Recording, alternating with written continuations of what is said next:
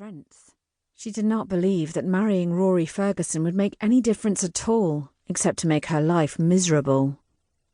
Leith felt an urgency to get home, and not because it was growing late. He knew that their father was well aware of the man Rory had become. Just as Leith could not understand his father's attitude toward Aimil, the prettiest and most personable of his daughters, so too was he unable to understand how their father could think of marrying her off to such a man. The more Leith thought of his favourite sibling in the hands of Rory Ferguson, the more determined he became to put a stop to the marriage.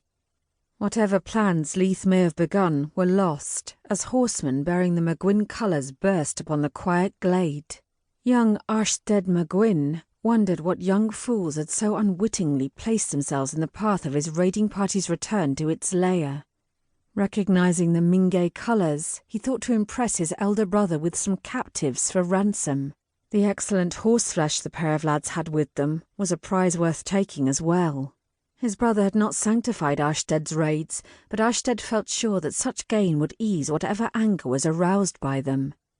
Drawing his sword, Leith stood firmly between Aimil and the MacGuin raiders, pushing her toward her horse. "Flee while you can. I will try to hold them." The instant's pause Aimil took while pondering the desertion of her brother cost her dearly. She had barely vaulted onto the back of her steed when a MacGuin was there, trying to seize her reins. He received a small booted foot in the face which sent him flying. She realised it was only a temporary victory, for she was surrounded by MacGuins and prevented from making a run for safety. She and her horse put up a valiant battle nonetheless, leaving many a MacGuin and his mount with bruises to remember. The melee seemed to last for hours, but Aimil knew it was only of a few minutes' duration. A scowling man ended it swiftly by the judicious wielding of the flat of his sword against her head. As she slumped into unconsciousness, she saw her brother fall beneath a half-dozen MacGuins. The last sound she made was a terrifying scream that Leith was about to be murdered.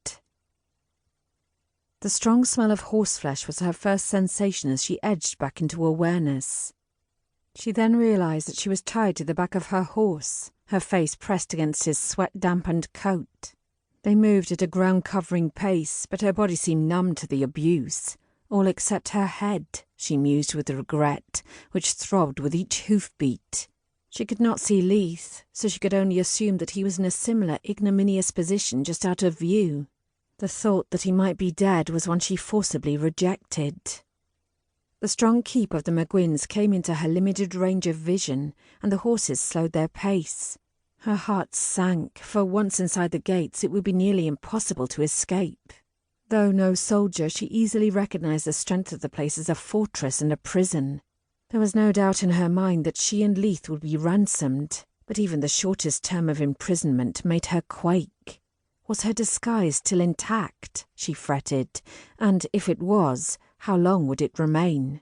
She had heard enough to know how she would be treated if these fierce Highland raiders discovered that one of the lads they held was really a lass. "So, ye be awake? Well, I will wager all the fight has been ridden out of you, laddie." Her eyes closed briefly in relief, then she glared at the burly dark man who was untying her bonds. He looked nothing like a man who would cut a man's heart out without a blink, but she was wiser now. She did not trust so easily, especially not in her own opinions. After all, she had felt that her father's love was secure, and she had been proven painfully wrong. "Here now, there isn't any use in your looking like that, me wee gilly," the man scolded jovially, as he released the last bond holding Aimil, then caught her as she slid helplessly from the broad back of Elf King. "Ye are in no state to carry out the threat in them eyes." "Put them in the dungeon, Malcolm," Archstead ordered coldly. Still supporting the weakened Aimil, Malcolm frowned. "They be only a pair of lads, and nae two healthy ones at the moment." Archstead scowled. "Those lads have sore bruised half my men, aye, and several good mounts. In the dungeon with them.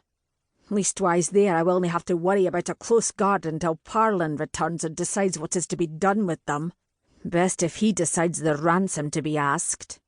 Malcolm continued to frown as he picked Aimil up in his arms, since the lad seemed too groggy to walk. He noted that the other young man needed carrying as well. To put two young boys into the pit, as the dungeon was aptly called.